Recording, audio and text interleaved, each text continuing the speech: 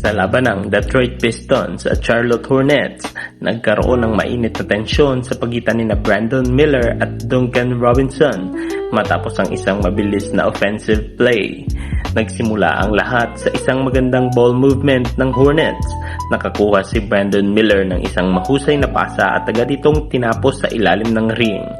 Ngunit, matapos ang play, nagkaharap agad sina Miller at Robinson.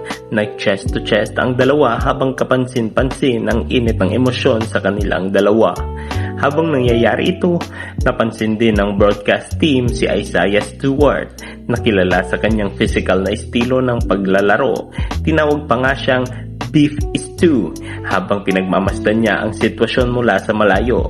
Nagbiro pa ang mga commentators na tila may mga assistant coach na nakatutok lang kay Stewart tuwing may ganitong tensyon sa court upang maiwasan ang mas malalaking gulo. Matapos suriin ng mga referees ang insidente, nagdesisyon silang bigyan ng technical foul sina Brandon Miller at Duncan Robinson dahil sa kanilang chest-to-chest confrontation.